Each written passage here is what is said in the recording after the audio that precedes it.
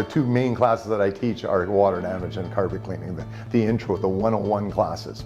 I see people who come in, and I've been cleaning for 30 years and now I got to take this class and what a waste of time. And they all come out saying, I don't know how I've been doing this business for the last 30 years without taking this class. Our industry sort of fits through the cracks when it comes to regulation.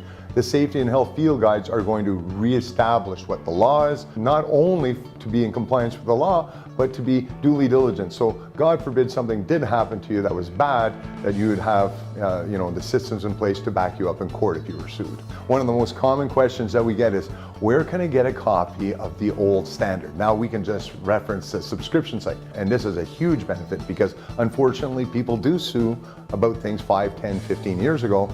And we are going to be judged by the standard of the day, which can be very difficult to find. The people who are developing these standards are the brightest minds in our industry. It is really, really, really gratifying learning as much as you do.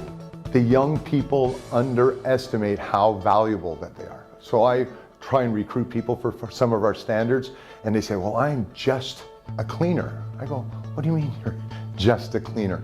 We're writing documents for you, the cleaner. There are producers, there are teachers, there are students, there are end users, but that the technician out in the field are who we're writing our documents for, teaching our classes for. I do a lot for this industry because I'm grateful. I'm grateful for the first carpet cleaning class I took. As time goes along, and I've been in this business now for 42 years, the thing that I see the most is people always remember their first water damage class or their first carpet cleaning class.